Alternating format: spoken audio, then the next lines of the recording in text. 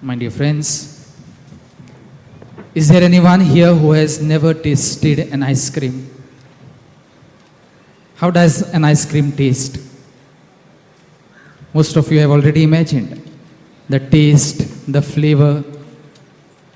While most of us love the ice cream, many of us are forbidden. No? We would love to, but we cannot because of our health reasons, diabetes. So as you relish upon the taste of the ice cream, let me also ask you, how many of you have tasted the Word of God? What is the taste of the Word of God? Weird. How can I taste the Word of God? How can I eat this book? How can I munch upon these pages? Weird, right? So we find the whole question of the tasting of the Word of God weird. Then how are we comfortable with the theme for today? Savor the sweetness of the Word of God. Many of us find this weird because we have not really understood the real meaning of the Word of God. The first reading today from the book of Apocalypse, St. John describes to us his vision. Graphically puts before us how the angel presented to him the scroll, which he was instructed to take and taste, and it tasted like the sweetness of honey. The Word of God is sweet. And if we are to understand, savor the sweetness of the Word of God, we need to understand it properly. And that is why I will place before you two different ways in which we can understand and taste the sweetness, savor the sweetness of the Word of God. The first is to look at this as the Word of God. Word of God. The book of Hebrews, chapter 4, verse 12, speaks of this word. It says, the Word of God is alive and active. It is like a double-edged sword. It cuts deeper. This is the Word. So if it is a word which is printed, which is in a book, how can it be alive and active? It is because you and I read this word, I understand this word, I reflect on this word, and I live my life, I conform my life to this word. It becomes alive and active in and through me. And therefore, my dear friends, this word is not only the word which is found in a book. But every time I open this book, the Bible, I read that book, I reflect and I try to live my life according to this book, the Word of God becomes alive and active. My thoughts, my words, my actions become the words, the thoughts, the actions that are found in the Word of God. And my life becomes sweeter because I live my life according to this word. I make it alive and active. So my life becomes sweeter. I get to taste the Word of God every time I read this word. I make it alive in my actions. This is the way we need to understand how we get to taste the Word of God. And the second way to look at it is this way. Is the God of the Word.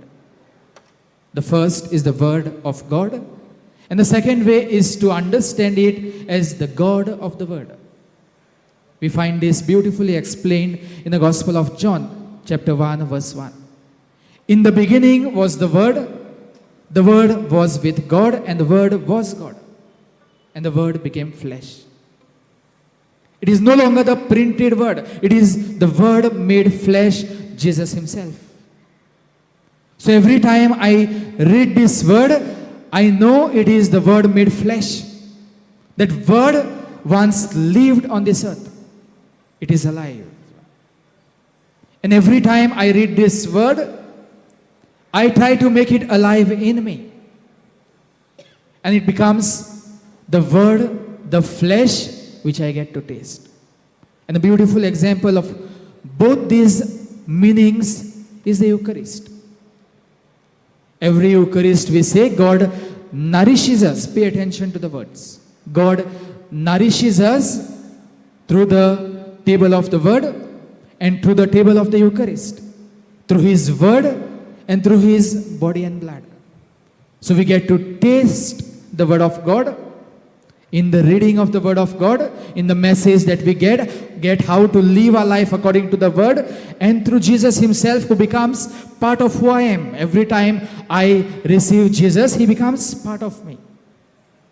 And so every Eucharist becomes an occasion where I get to savor the sweetness of the word of God through His word, which is read, reflected, and through the Eucharist, through the body and blood of Jesus.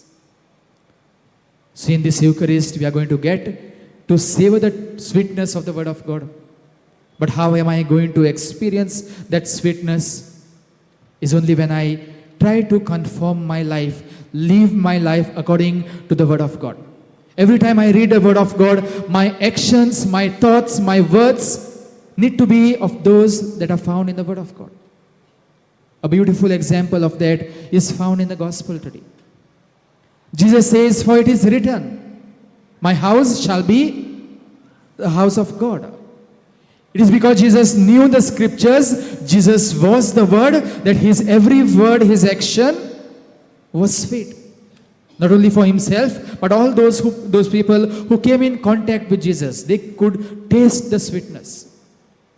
Today we are called to imitate Jesus. Every time I receive Jesus, I am called to be another Jesus in the way I live my life. So that not only me, but my sweetness, that is the sweetness of Jesus, who now is in me, is tasted by all those people whom I meet.